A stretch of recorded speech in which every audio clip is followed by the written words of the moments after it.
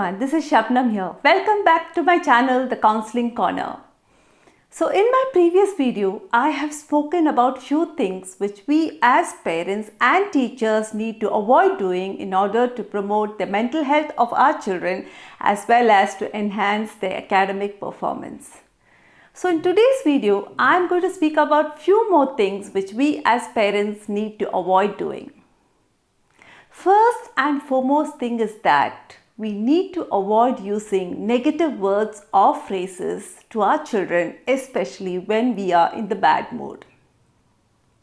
It so happens sometimes we are so angry and stressed out that we say many things to our children, but we really don't mean that.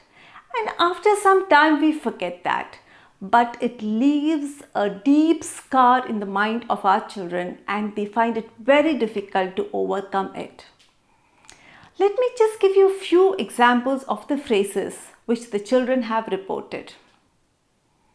You are useless. You are fit for nothing. You will never change. Hope you were never born. Hope I never had a child. Just get lost somewhere. These are few of the examples which the children have reported. So you need to think twice before you speak because words can either make or break a person.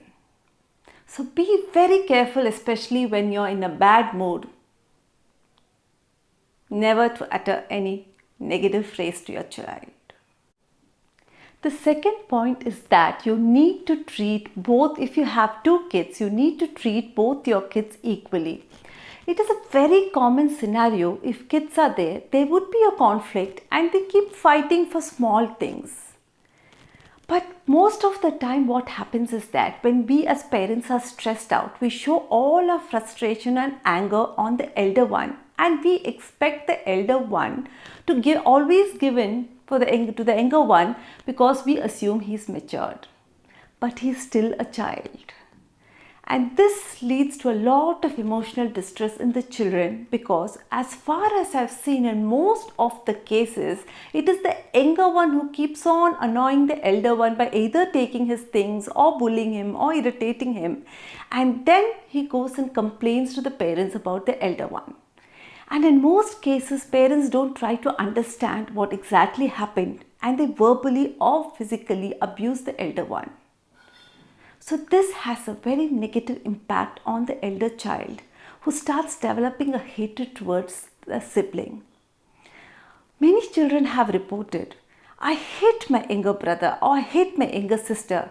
When I asked why, they say it is because of them or because of him or her that my parents scold me or I get beaten up.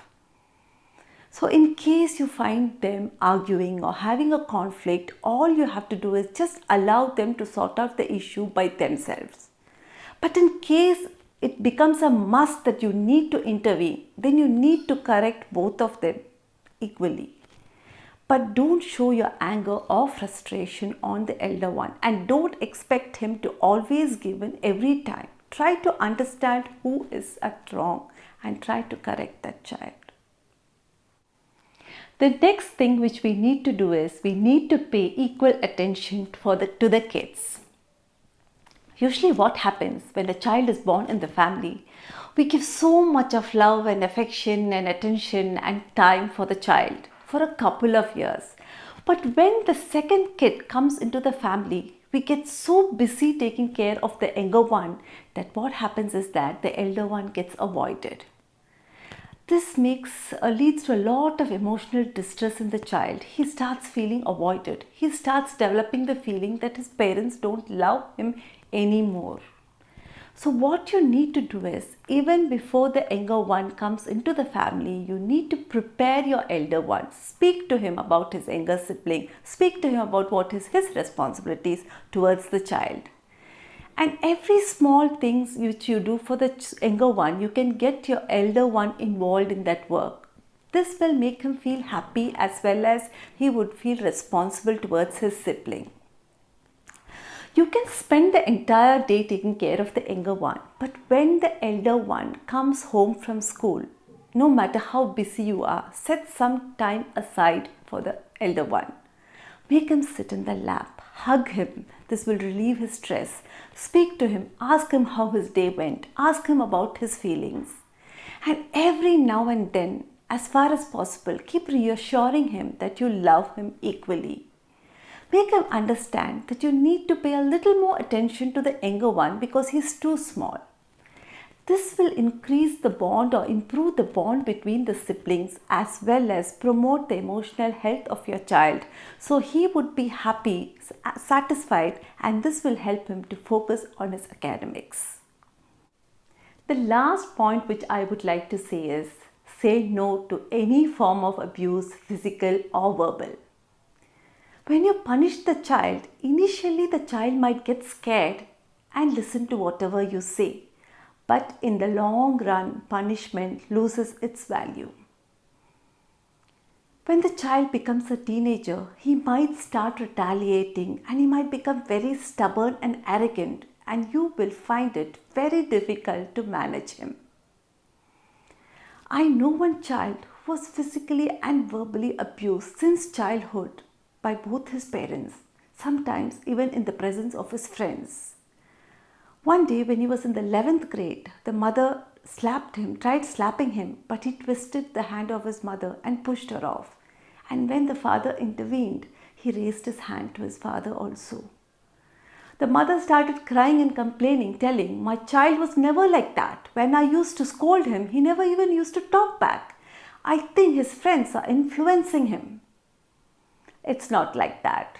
His friends are not influencing him, but he has learned this behavior from his parents.